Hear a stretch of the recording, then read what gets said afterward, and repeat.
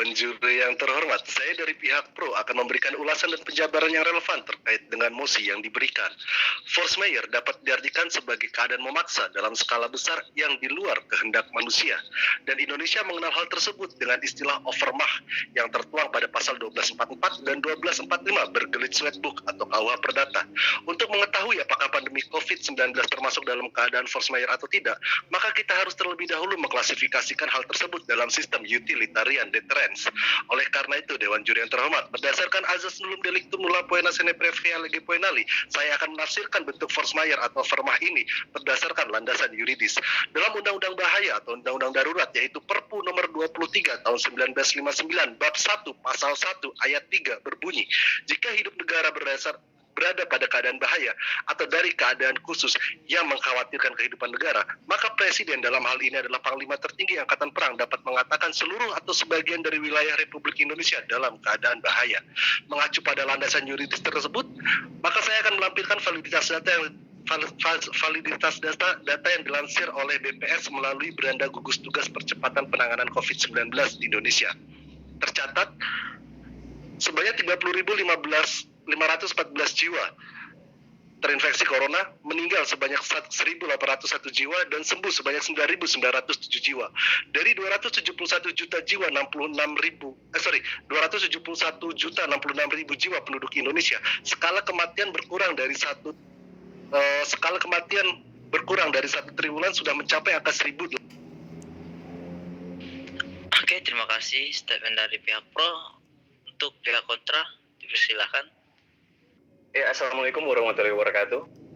Baik, saya akan mengulangi mosi yang disampaikan oleh Dewan Juri. Pro kontra pandemi corona masuk dalam kategori force majeure sehingga menjadi celah untuk disalahgunakan. Saya masuk ke definisi force majeure terlebih dahulu, yaitu keadaan kahar adalah suatu kejadian yang terjadi di luar kemampuan manusia dan tidak dapat dihindarkan sehingga suatu kegiatan tidak dapat dilaksanakan sebagaimana mestinya. Saya saat ini ada di posisi kontra. Dan tentu saja pandemi COVID-19 yang tengah kita alami saat ini memang layak dikategorikan sebagai force majeure. Karena setiap sektor usaha saling terkait satu sama lain.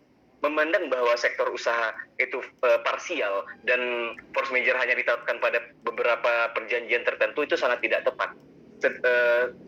Saya harus menekankan lagi nih, anggapan bahwa force majeure dianggap sebagai alasan pembatalan kontrak merupakan pemahaman yang keliru. Force majeure bukan tentang pembatalan kontrak semata. Pemahaman fungsi force majeure yang komprehensif ialah menjadikannya sebagai pintu masuk untuk bernegosiasi ulang dalam membatalkan atau mengubah isi kontrak. Jadi harus ditekankan di sini ya, mengubah isi kontrak bisa saja.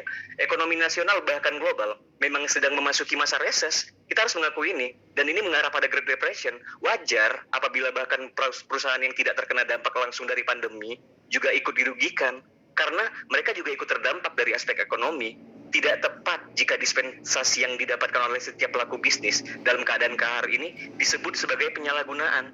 Karena secara faktual kita semua menyaksikan bagaimana gentingnya situasi saat ini, di mana pandemi corona Oke, terima kasih statement dari pihak pro. Lanjut aja ke pihak pro untuk pemotongan statement pihak pro. Baik, terima kasih Dewan Juri yang terhormat. Di sini keraguan dan keresahan dari saudara saya Velvet sudah dijawab oleh pasal 1352 KUH Perdata tentang perikatan karena undang-undang. Hal-hal yang mencakup perikatan karena undang-undang, contohnya termaktub dalam Undang-Undang Nomor 13 Tahun 2003 tentang Ketenagakerjaan. Dalam bunyinya, Undang-Undang Nomor 13 Tahun 2003 tentang Ketenagakerjaan, pasal 164 ayat 3, pengusaha dapat memutuskan hubungan kerja terhadap pekerja atau buruh bukan dikarenakan adanya force majeure, maka wajib membayar pesangon pekerja sebanyak 2 kali sesuai dengan ketentuan pasal 156. Tapi dikatakan pada 164 ayat 1-nya bahwa apabila pengusaha mendapatkan kejadian di luar kehendak manusia, di luar kehendak perusahaan dan karyawan, maka perusahaan boleh mengajukan tuntutan kepalitan atau tuntutan force majeure terhadap pengadilan sehingga dibebas tugaskan untuk memenuhi hak para pekerja untuk membayar 2 kali pesangon sesuai dengan ketentuan pasal 156. Dan di sini juga saya ingin memberikan sedikit pandangan perspektif yuridis tentang pasal 1244 dan 1245 KUH Perdata, di mana dikatakan bahwa debitur akan dihukum mengganti biaya kerugian jika terbukti terbukti adanya pelanggaran wan prestasi, walaupun penyebab terjadinya wan prestasi tersebut tidak dapat dikatakan sebagai iktikat buruk. Artinya seperti Terima kasih buat pihak pro untuk pematahannya. Untuk pihak kontra dipersilakan. Ya, Assalamualaikum warahmatullahi wabarakatuh. Dibandingkan terus berkutat pada urusan formil yang menganggap bahwa isu pandemi corona ini hanya milik kaum elit karena hanya mengedepankan pasal-pasal tertentu semata tanpa memahami esensinya, merupakan kekacauan berpikir kita dalam menerapkan suatu regulasi.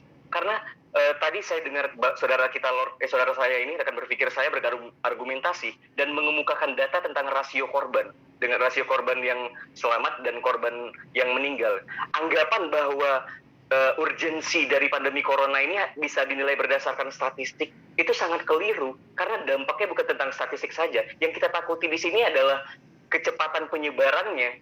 Dan menurut saya jika kita menggunakan dalil force major jangan hanya bersandar pada 1244 dan 1245 KUH Perdata saja, walaupun pasal tersebut merupakan landasan hukum dalam penerapan force major. Selama suatu prestasi masih mungkin dilaksanakan, kendati sangat sulit dan memberatkan, maka tidak bisa dikatakan sebagai, ya maka force major ini tidak perlu dipertanyakan lagi. Seperti yang sudah saya sampaikan tadi, inilah saatnya kita mengistirahatkan sedikit gitu, dan mengesampingkan ambisi kita tentang kemajuan ekonomi dengan sedikit memberikan dispensasi kepada pelaku usaha, baik itu dalam bentuk negosiasi ulang setiap perjanjian atau bisa juga dalam bentuk relaksasi utang atau pengunduran kewajiban, atau mitigasi, ada banyak sekali opsi. Oke, terima kasih buat pihak kontra untuk pembuatannya. Diberikan waktu buat dua peserta untuk sanggahan. baik, selamat malam. Di sini saya akan memulai dengan narasi. Kita boleh mengedepankan asas postmodernisme, asas feminisme ketika kita ingin merubah satu hal yang sifatnya empirik. Tapi COVID-19 merupakan kondisi force majeure di mana kita dalam urgensi skala parsial tertentu di seluruh Indonesia dari Sabang sampai Merauke, kita tidak bisa mengambil keputusan secara efisien jika tidak mengacu pada kebijakan-kebijakan yang lama. Kebijakan-kebijakan yang lampau berdasarkan nilai-nilai empirik sudah dipastikan mampu bekerja. Karena apa? Karena sebelumnya kita sudah mengetahui bahwa undang-undang darurat dan undang-undang keadaan bahaya di peraturan nomor 23 tahun 1959 bab 1 pasal 1 ayat 3 menyatakan bahwa memang presiden berhak menentukan dan kebijakan interupsi rekan berpikir saya. Sedari tadi rekan berpikir saya terus mengemukakan pasal-pasal tadi, tapi saya tidak bisa mendapatkan poin yang konkret bahwa memang force major ini bisa disalahgunakan. Tolong lebih dijelaskan secara konkret di bagian mana force major ini bisa disalahgunakan oleh pelaku usaha gitu.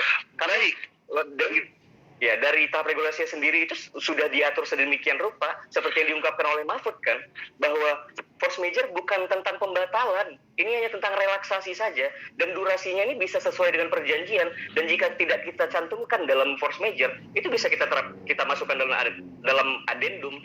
Saya mengutip sedikit azas pacta sunt servanda, di mana perjanjian itu mengikat bagi kedua belah pihak, dan jika kita sudah punya kesepakatan untuk itu, kita ada baik juga kita bisa. Ya, siap, silakan. Interupsi, mungkin Anda belum memahami asas paksa sunt servanda dengan asas perikatan yang lahir karena undang-undang. Jika memang ada perikatan tapi di luar undang-undang, mungkin bisa kita adindum. Tapi ketika perikatan tersebut sudah lahir karena undang-undang terlebih dahulu, maka perikatan itu tidak boleh dirubah. Mohon maaf, tolong baca 1352 tentang perikatan yang lahir karena undang-undang, timbul karena undang-undang, dan gagalnya harus karena undang-undang. Oleh karena itu, kenapa dari tadi saya membacakan tentang undang-undang? Karena undang-undang ini sudah berlaku di Indonesia dan diterapkan sebagai kebijakan oleh interupsi. Saya sendiri selaku orang yang terlibat dalam dunia korporasi sering menginput kata wabah atau pandemi sebagai bagian dari force major. Jadi tidak ada masalah dengan mengkategorikan wabah pandemi ini sebagai force major. Oke, karena interupsi. itu sesuai dengan perjanjian. Ya. Interupsi, Saudara Velvet. Jika Anda punya literasi seperti yang saya berikan, contoh putusan Mahkamah Agung nomor 12 PDT Sus 2014 mengatakan bahwa perusahaan bebas memecat atau memberhentikan karyawannya tanpa memberikan pesangon ketika memang dinyatakan mereka dalam masa force majeure. Apakah itu apakah itu penyalahgunaan jika perusahaan Justru memang tidak penyalahgunaan. punya dana lagi untuk gaji karyawannya? Karena gini, perusahaan pasti dijamin oleh LPS ketika dia meminjam dana dari bank. Itu yang pertama. Kedua, ketentuan tersebut sudah diatur dalam Undang-Undang Ketenagakerjaan, Bung. Undang-Undang Ketenagakerjaan nomor... Bagaimana Ya, mungkin silakan. ketidakmampuan kita untuk menyelesaikan tugas-tugas tertentu dianggap sebagai penyalahgunaan? Itu ketidakmampuan, dan itu semua dibuktikan. Bakal setiap pengajuan untuk relaksasi itu selalu melampirkan data-data yang konkret, dan proses monitoringnya harus dilakukan sedemikian rupa. Baik, saya rasa kita semua tahu ada pajak dividen di tiap perusahaan, dan pajak dividen itu dialokasikan sebagai pengampu atau penjamin ketika perusahaan akan pilot sewaktu-waktu, seperti Undang-Undang Kepilotan nomor 5 tahun 1986. Kita tahu itu, dan kita tahu dalam pasal 164 ayat 3 dikatakan bahwa pekerja, pengusaha itu wajib membayar dua kali jatah buruh atau pekerjanya ketika dia tidak mengalami force majeure.